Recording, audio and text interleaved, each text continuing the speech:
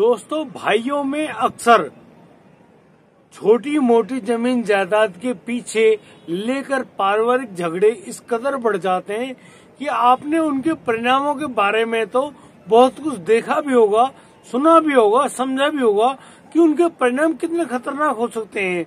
लेकिन एक भाई अपने भाई के लिए जान तक दे सकता है, इस बारे में भी आप भली भांति परिचित होंगे कि कोई भी इंसान यदि वो भाई भाई के रिश्ते में है तो वो एक दूसरे के लिए कुछ भी कुर्बान कर देने की हिम्मत और ताकत रखते हैं। दोस्तों, आज के किस्से में होता है इतना अजीब कि दो भाई भाई हैं जिनके बीच में कुछ छोटे छोटे पारिवारिक झगड़े तो बने हुए हैं और वो अक्सर एक दूसरे से लड़ते हैं, झगड़ते हैं, लेकिन रहते वो एक ही घर में हैं।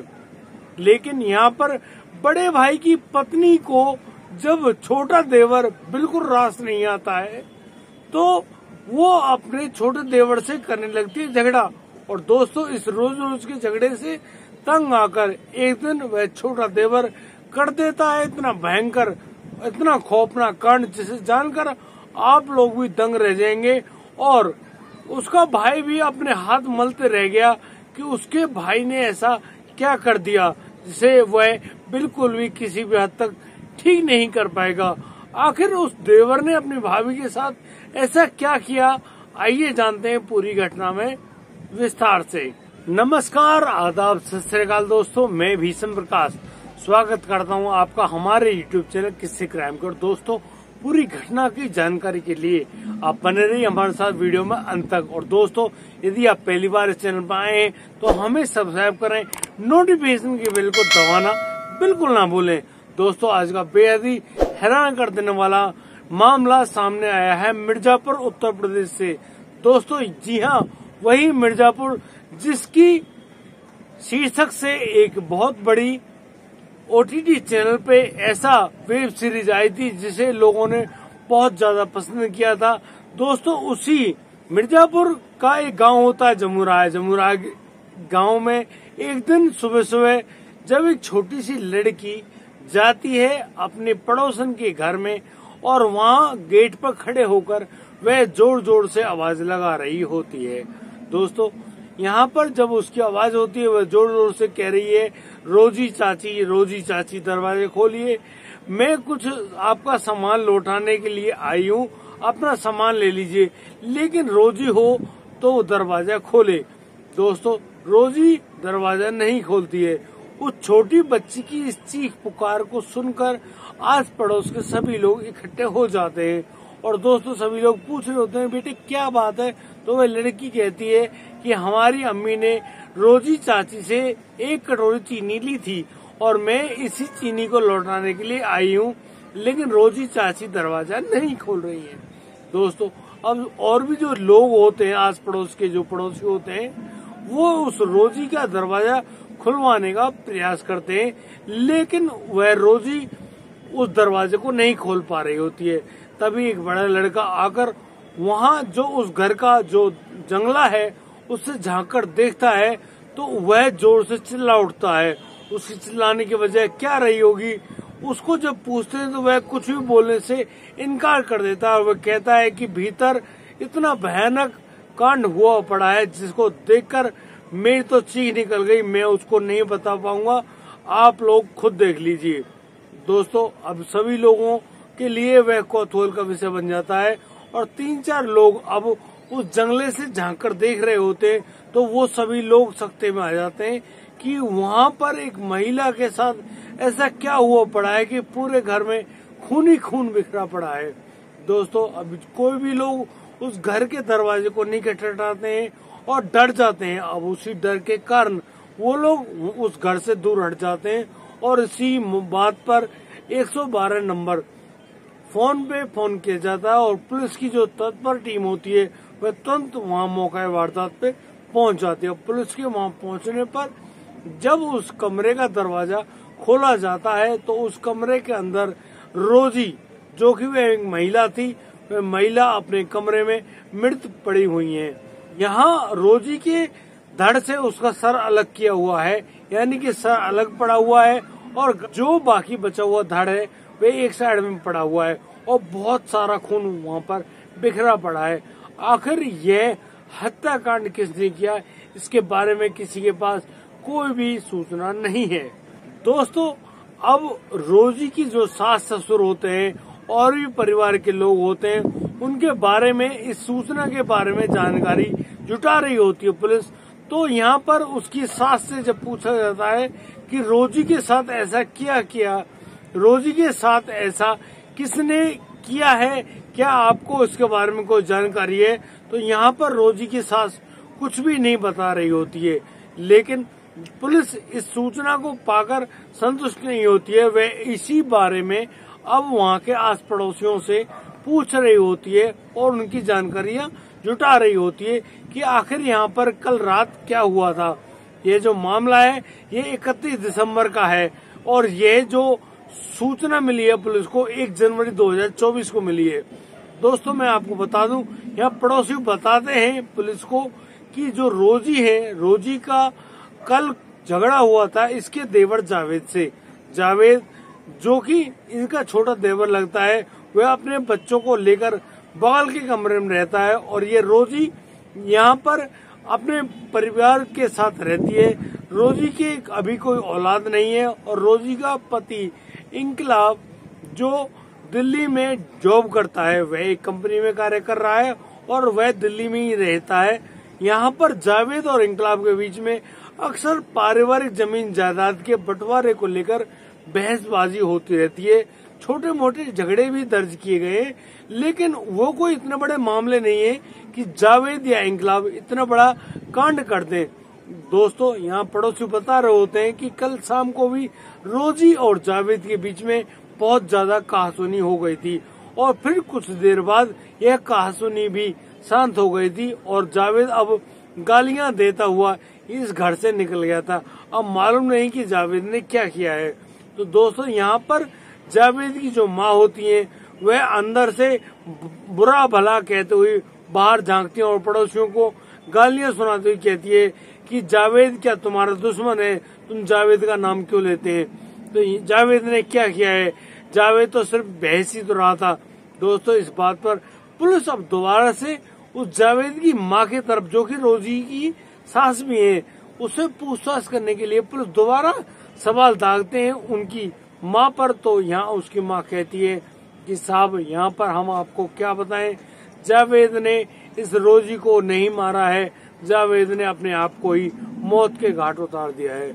दोस्तों, इस बारे में अब जैसे ही पुलिस जानती है तो वह और उत्सुकता से पूछ रही होती है कि आपके पेट में बहुत सारे राज ऐसे हैं जिनको आप बताना तो नहीं चाह रही हैं।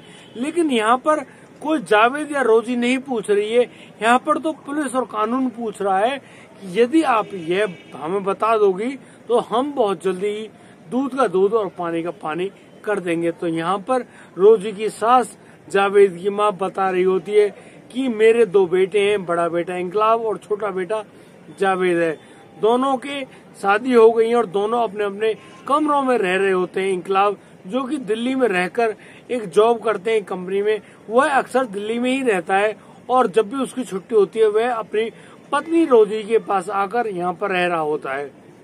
दूसरे कमरे में जावेद भी अपनी पत्नी के साथ बड़े सुखपूर्वक रह रहा होता है। लेकिन जावेद के पास 2 बच्चे हैं, रोजी को अभी कोई औलाद नहीं हुई है। अक्सर इन दोनों भाइयों के बीच में ऐसे झगड़े पनपते हैं जो कि जमीन के छोटे से टुकड़े को लेकर होते हैं। यहाँ पर जावेद उस पर अपना हक जताता है और यहाँ पर जो इंकलाब की पत्नी रोजी है वह अपना हक जताती हुए कहती है कि इस पर हमारा हक है और जावेद कहता है इस जमीन पर मेरा हक है।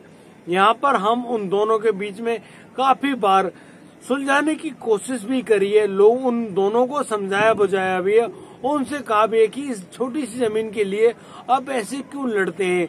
लेकिन उनके ये जो किस्से हैं अब ये रोज रोज की किच बन गई है, आपस में वो इसी प्रकार से लड़ झगड़ रहे होते हैं। और दोस्तों, इसी प्रकार से उनके लड़ने की जो घटना है वो इतनी भयंकर हो सकती है कि 31 दिसंबर की रात को दोनों भाभी और देवर के बीच में कहासुनी हो जाती है और वह कहासुनी अचानक से बहुत तेज गालियों में तब्दील हो जाती है। दोनों एक दूसरे को दोषी ठहराते हुए उन पे अनाप शनाप आरोप लगाते हुए कह रहे होते हैं कि तुमने उस जमीन के टुकड़े को जबरदस्ती दबोच रखा है। रोजी यहाँ कहती है कि जावेद उस पर हमारा हक है, और जावेद अब रोजी से कहता है कि उस जमीन पर मेरा हक है, तुम कौन होती हो मुझसे वह हक छीनने वाली। दोस्तों यहाँ पर दोनों के बीच में जब काफी ज्यादा कहासुनी होती है तो जावेद पीटने के लिए दौड़ पड़ता है रोजी की तरफ, लेकिन यहाँ जावेद की माँ उसको समझा बुझाकर वहाँ से भेज देती है। जावेद अब गालियां देता हुआ घर से बाहर निकल जाता है। जावेद के घर जाने के बाद रोजी अपने कमरे में बड़बड़ाती हुई अपना खाना बनाना शुरू कर देती है। इसी बीच वह अपने पति इंकलाब के पास भी फोन कर देती है, और जैसे ही वह अपने पति इंकलाब से बातचीत करने में मशगूल होती है, अचानक से जो जावेद होता है वह रोजी के कमरे में जा घुसता है, और वह चुपके से हाथ में एक छुरी भी ले जाता अपने साथ, और अंदर जाते ही वह रोजी के हाथ से उस फोन को तो गिरा देता है नीचे। फोन नीचे गिरते ही टूट जाता है और फोन डिस्कनेक्ट हो जाता है, लेकिन जावेद यहाँ अपनी भाभी रोजी को दबोच लेता है और फिर उस छुरी को लेकर सीधा रोजी की गर्दन पर चला देता है। जैसे ही वह छुरी रोजी की गर्दन पर चलती है, खून के फुहारे फूटने पड़ते हैं और बहुत तेज आवाज आती है रोजी की कि मुझे बचाओ, लेकिन तब तक जावेद रोजी की गर्दन को उसके धड़ से अलग कर चुका होता है। अब जो जावेद है वह रोजी की कटी हुई गर्दन को उसी कमरे में फेंकते हुए उसके सर को, जो कि तड़प रहा होता है, हिल रहा होता है, उसमें लात मारते हुए कहता है कि अब तुम मेरा कुछ भी नहीं बिगाड़ पाओगी, और अब ले लेना वह जमीन का टुकड़ा, वो तो हमेशा से ही मेरा था और मेरा ही रहेगा। दोस्तों इतना कहकर जावेद अब उस घर से फरार हो जाता है। दोस्तों यहाँ पर रोजी की सास जैसे उस कमरे के अंदर जाकर देखती है तो वह पाती है कि रोजी की जो गर्दन है वह उसके धड़ से अलग हुई पड़ी है। इस हालात को देखकर रोजी की सास वहीं घस खाकर गिर पड़ती है। रोजी की सास को उसका ससुर उस कमरे से उठा लाता है और अब अंदर के दरवाजे को खोलकर उस दरवाजे को अंदर से बंद कर देता है, और अपने कमरे में जाकर अपनी पत्नी को लिटाकर डॉक्टर को बुलाकर अपनी पत्नी का इलाज करवा रहा होता है रोजी का ससुर। लेकिन वह पुलिस के पास ऐसी कोई भी सूचना ही नहीं देता है कि जावेद ने रोजी की हत्या कर दी है। जैसे ही अलसुबह वह लड़की अपनी ली हुई चीनी को वापस लौटाने के लिए उस घर में आती है, रोजी रोजी चिल्लाती है, तो रोजी हो तो आवाज दे, वहाँ पर कोई रोजी मौजूद नहीं होती है। दोस्तों तब जाकर पड़ोसियों के इकट्ठे होने पर वहाँ मौका वारदात पे पुलिस को बुलाया जाता है, और पुलिस जैसे ही वहाँ पहुँचती है अब पुलिस इस सारी जानकारी को जुटा रही होती है। दोस्तों पुलिस ने यहाँ अब जावेद को गिरफ्तार करने के लिए उसके माता पिता से जैसे ही पूछा तो यहाँ पर माता पिता जावेद के साफ मना कर देते हैं कि हम जावेद को कहाँ पर गया है इसके बारे में कुछ भी नहीं जानते हैं। जावेद कल रात को इस घर से 9-11 हो गया था। दोस्तों इतनी सूचना पाकर पुलिस अब रोजी के शव को कब्जे में लेकर पोस्टमार्टम के लिए भिजवाती है, और अब जावेद को गिरफ्तार करने के लिए जगह जगह दबिश डालने की शुरुआत कर देती है। अभी तक जावेद को गिरफ्तार नहीं किया है, और अभी तक पुलिस जावेद को पकड़ने के लिए जगह जगहों पर दबिश डाल रही है। दोस्तों जावेद ने जो कर्म किया वे बेहद ही शर्मनाक है। आप एक छोटी सी जमीन के टुकड़े के लिए किसी भी इंसान की हत्या कर दोगे, ये कहाँ तक उचित है, और यह तो किसी किताब में नहीं लिखा है। आप भाई भाई हैं, यदि कोई भाई आपसे उस जमीन के टुकड़े को मांग रहा है तो खुशी से उसको सौंप दो कि भाई कोई बात नहीं, आप इस जमीन को ले लीजिए, आपको भगवान बहुत दे, लेकिन मैं अपना गुजारा जैसे तैसे मुझसे होगा मैं कर लूंगा। दोस्तों जो संतोष करता है भगवान उसकी झोली हमेशा भरता है। और दोस्तों हमारा ऐसा कोई उद्देश्य नहीं है, मकसद नहीं है कि हम किसी को उकसाएं, किसी को गलत सूचना दें, किसी को भड़काएं। हमारा सिर्फ एक ही उद्देश्य है कि बुरे काम का हमेशा बुरा नतीजा ही होता है, और यदि आप कोई भी बुरा कार्य करते हैं तो उसका बुरा नतीजा आपको भुगतना ही पड़ेगा। और दोस्तों यदि आपको यह वीडियो और दी गई जानकारी उचित लगी हो, सही लगी हो, तो आप हमें लाइक करें, कमेंट करें, शेयर करें और हाँ, सब्सक्राइब करना बिल्कुल ना भूलें। दोस्तों अब दीजिए मुझे इजाजत, मिलता हूँ कल रात 8 बजे। तब तक के लिए आप बढ़िया रहें, बेहतरीन रहें, अपने परिवार का बखूबी ख्याल रखते रहें। जय हिंद, जय भारत।